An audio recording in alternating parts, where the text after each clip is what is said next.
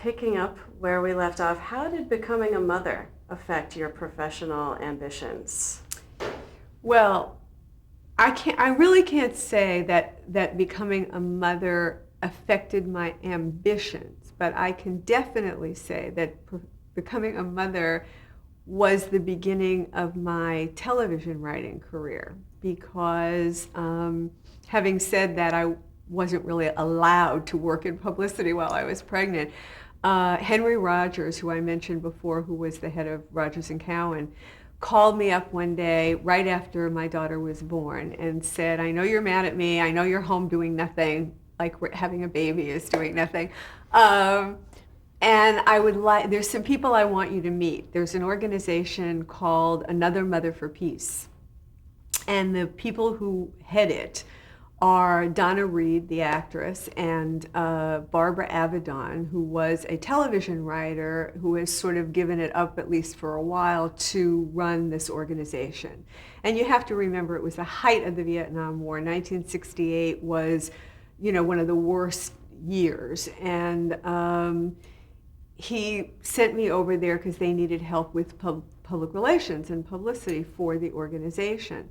And so I met with them, and we all became very fast friends. And Barbara had a little boy who was 2 years older than my daughter.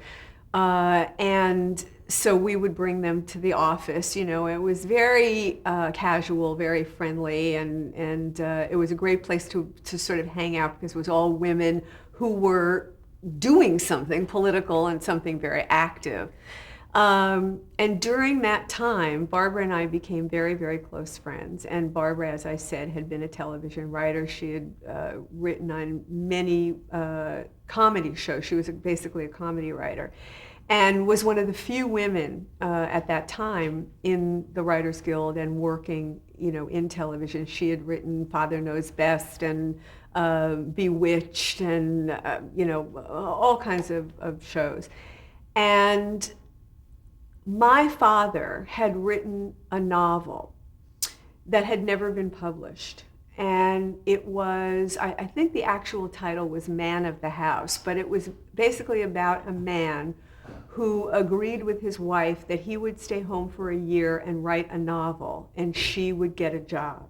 And this is, in fact, exactly what my parents did before they were divorced. My mother got her first non-show business job, and my father stayed home for a year and wrote a novel about a man staying home for a year writing a novel, and all the things that happened to him during the day while she's at work, and all the things that happened to her being, in her 40s and going to work for the first time doing something other than singing, And I thought it was a very funny, very warm, very kind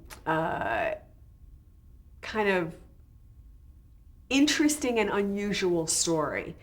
And as a novel, it didn't really quite hang together, but it seemed to me that it would be a terrific television series because it was very episodic. All the things that happened to him, all the things that happened to her, it was So after I had been working at Another Mother as a volunteer for a while and Barbara and I had become friends, I asked her if she would read the book and tell me what she thought about it as a possible television series, and that if in fact she agreed with me, I wanted her to adapt it. So she came back to me a few days later and said that she had read it and she loved it, but that the only way she would be interested in doing it is if she and I would be partners. And I said, look, I've never written a television script. That you're an expert at this. That's kind of crazy. And she said, no, it's not crazy. We love hanging out together. We get along well. I think you're really smart, blah, blah, blah. Let's do it together. So that was how Barbara and I became partners, was through this book.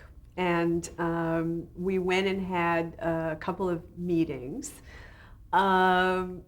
I'll never forget my very, very first meeting was with Harry Ackerman at Screen Gems.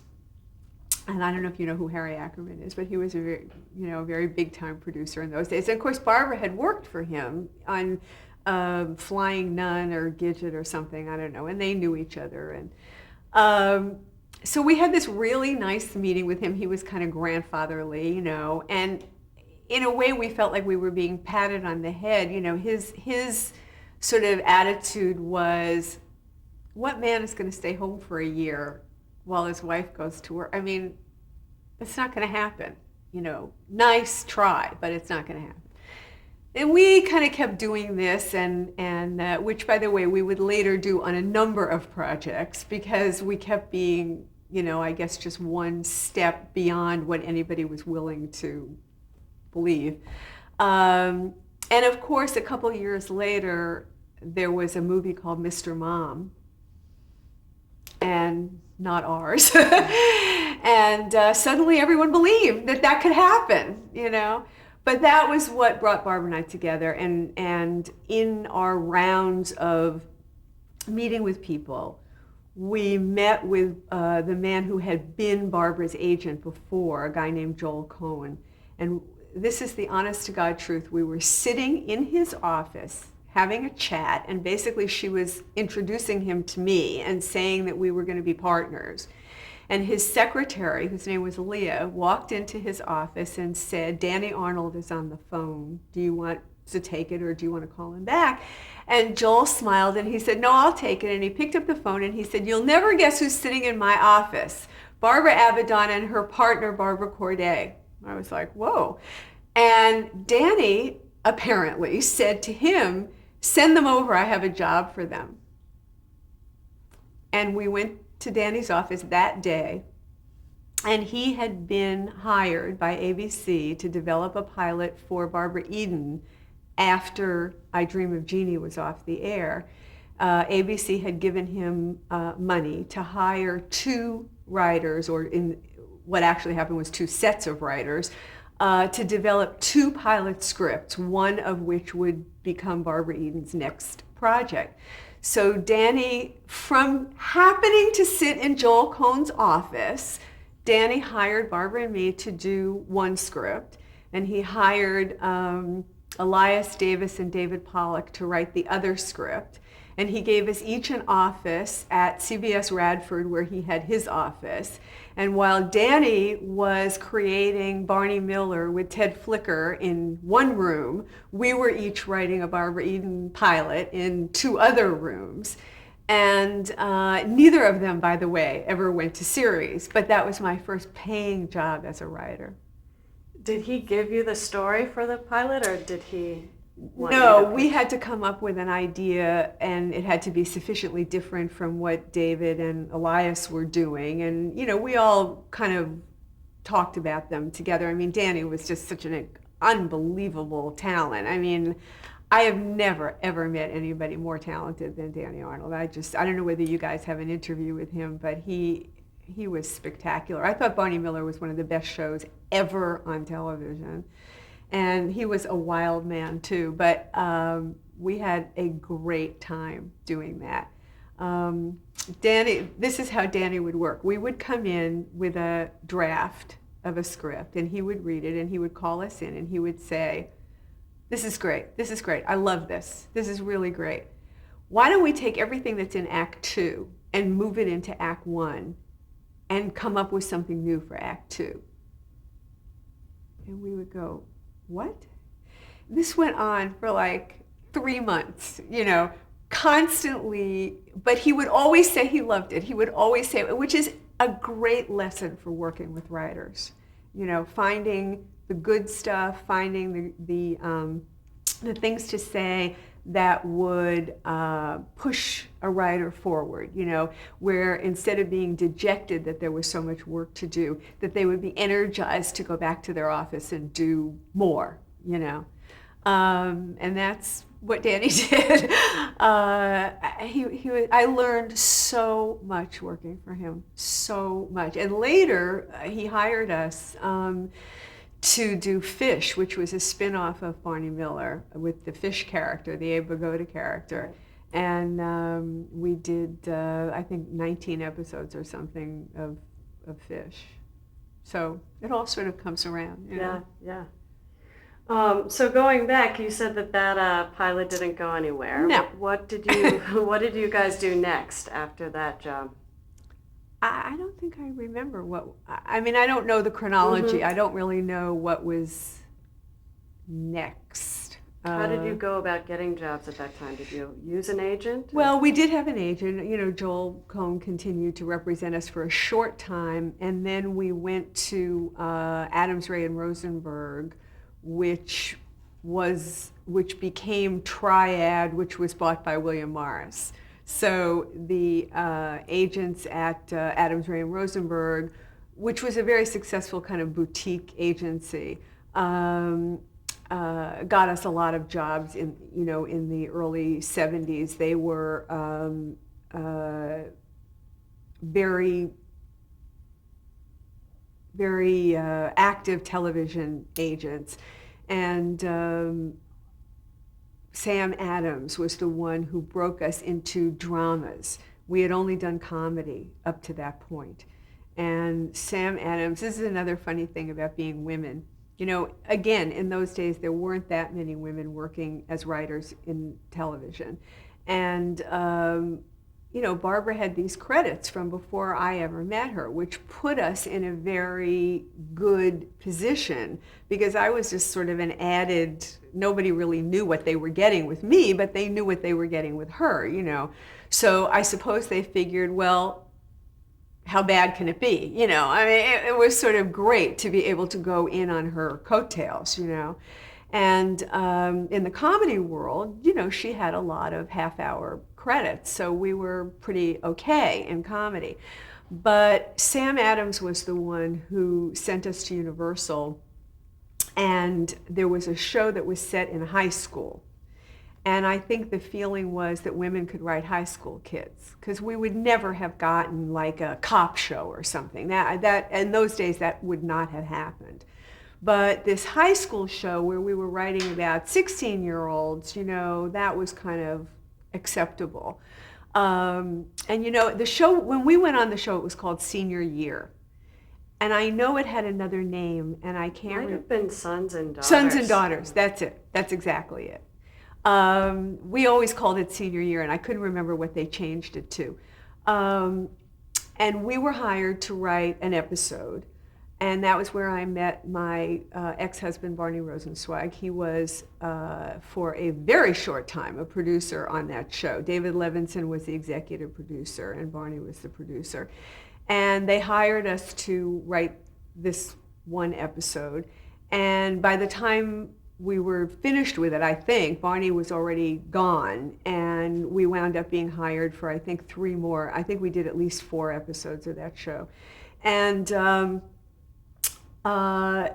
from that, which I think Universal was sort of well known for in those days, they really tried to develop people that worked a lot for them. Once they liked you and you worked at Universal, they were the ones who had these long contracts with people, and they had a lot of actors and writers under contract and stuff. We wound up, after Sons and Daughters or Senior Year, doing a raft of Universal shows, doctor shows, lawyer shows, just a whole bunch of things. They kind of kept us working for quite a while. And they were all dramas, which was really odd because all we had done before Sons and Daughters was comedy. Now all of a sudden we were only doing dramas, And we loved it. We had a great time doing that. And I think that it was after that. I'm very bad at chronology, I'm sorry. But I think it was after that we went on staff on Executive Suite at MGM, which was the first nighttime soap opera. It was before Dallas, before the dynasties and all those things. It was the first nighttime soap, and it was based on an old movie, an MGM movie, I think from the 40s. And we were on staff on that, and I can't quite remember exactly what we did. Was that the first time you were staff writers on a show? I don't remember. We were staff on 4 or 5 shows, and I just do not remember if that was the first one or not. It might have been the first one. No, I'm not sure. You mentioned that it seemed like, okay, women could write for teenagers. Right. After that, did you encounter new assumptions about what women could or couldn't do, or did that break less the ice? and less. Once we did that, and then Universal hired us to do these other shows which weren't, specifically areas that seemed like women's areas. I think it was much easier after that. And of course, Executive Suite was a soap opera, so women were always writing soap operas, so that seemed like a natural, thing to do.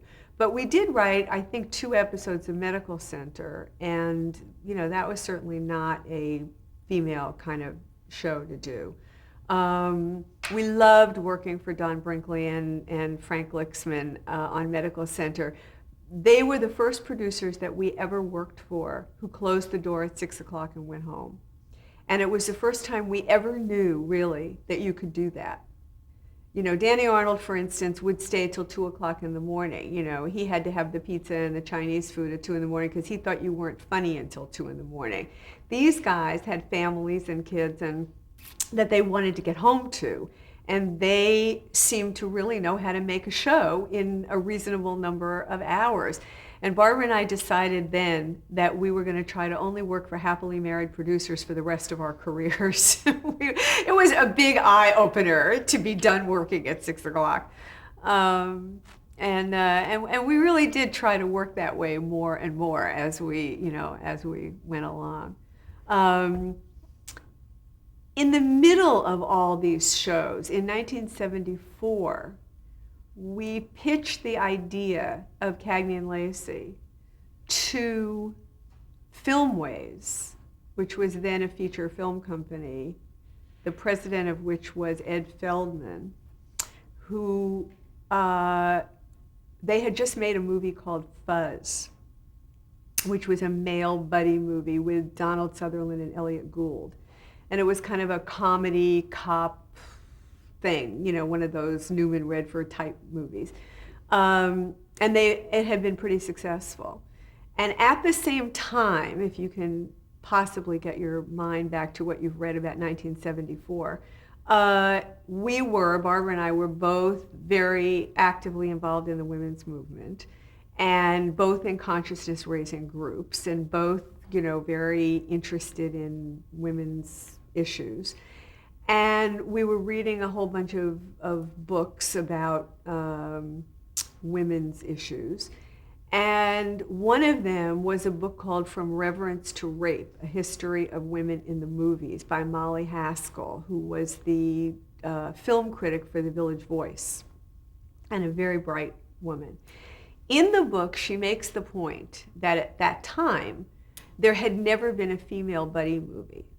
There were always, if there was a movie with 2 women friends, they were always the pretty one and the fat one, or the pretty one and the one with glasses, the one who had a boyfriend, the one who didn't have a boyfriend. There was never a movie where 2 women were equal the way the male buddy movies were. And Barney Rosenzweig, to whom I gave this book because we were dating at the time, and I thought it was important for him to become a feminist, came to me after he read the book and said, we should do a female buddy movie. And I said, great, let's do it. So Barbara and I sat down and tried to come up with a female buddy movie. And we pitched the basic idea of Cagney and Lacey, which was at that time called Newman and Redford, to Filmways. And Filmways at that time was a development company, but they weren't really financing their own movies. They still had to go to a studio to get a movie made. They would have scripts, but they couldn't take the last step. So they hired us to write the script. They sent us to New York. We rode around with cops. We interviewed people. We did, it was great. And we wrote the first script of Cagney and Lacey, then known as Newman and Redford, and variously known over time as Freeze, because they had just done Fuzz. So we tried Freeze for a while. It was also called Bang Bang You're Dead. It had about 5 titles. They then, Ed Feldman and we, took the script and started meeting with various people around town to try to get it made, and had the exact same experience that we had had with the Mr. Mom type idea. What are you, crazy? 2 women partners as cops? Who's going to let 2 women be partners? If they're cops, they have to have a man with them. That's, this is every single company that we went to. No one in Los Angeles at any film company would believe that you would put 2 women in a cop car together. So this was difficult. Yeah. And the only person who really was interested in making this movie was Sherry Lansing. Sherry Lansing at that time was a development executive for Dan Melnick. She worked for Dan Melnick at MGM. She tried very, very hard to get this movie made. Dan Melnick at one point finally said to her, okay, stop bothering me. I will give you $1 million to make this movie if you can get Anne Margaret and Raquel Welch to do it. And Sherry called us and repeated this conversation to us. And there was the longest silence probably ever on the telephone that you've ever heard. And we said, sorry, we can't do it. It's just not going to happen. And she was devastated. She really wanted to make this movie. Obviously, she didn't want to make it with them, but she felt she had to come to us with this. So that was our one person who was really on our side.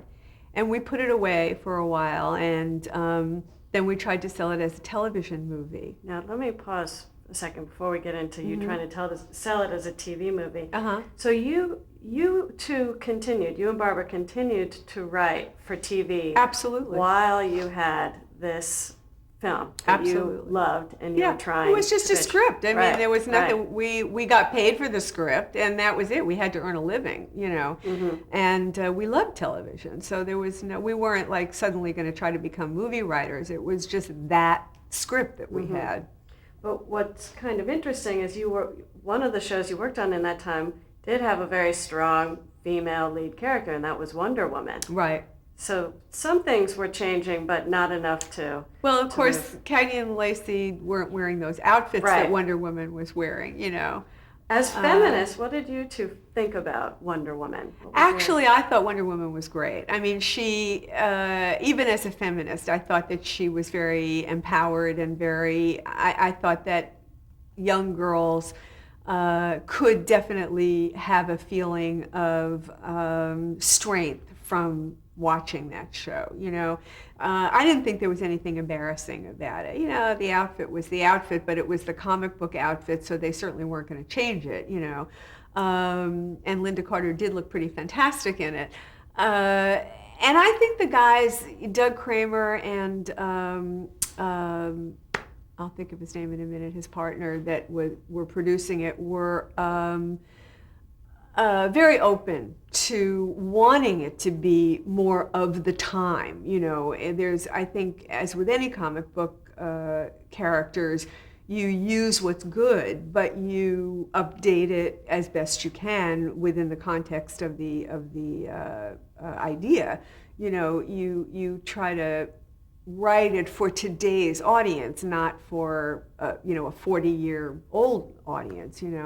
So I thought they were great, actually, about being happy to let us do whatever we needed to do to make it relevant, And actually, you probably know that Superman had Krypton and Wonder Woman had her bracelets that could fight off bullets and all of that.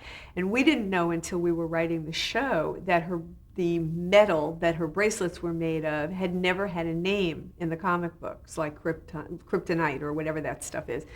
So we named it Feminine, and it has forever been known as Feminine since then, which I always loved. I thought that was just a great little thing to be able to get in there.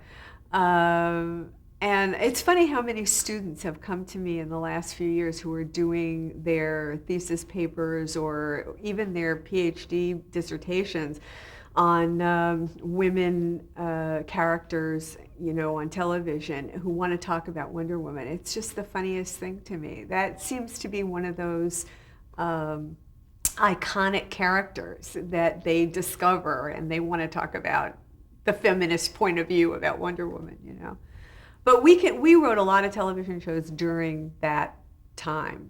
You know, we weren't sitting around waiting for Cagney and Lacey to get made. And in fact, it took 6 years to get the TV movie made, so we certainly weren't going to be sitting and waiting for it. Right. You also wrote for Maude at one point Yes. in that time, so you did kind of segue back to comedy. Right. Well, Fish was Right. comedy, and Maude, and I'm trying to remember what other comedies we did in that. Turnabout. Turnabout, yes, which is where we met Sharon Gless, of course.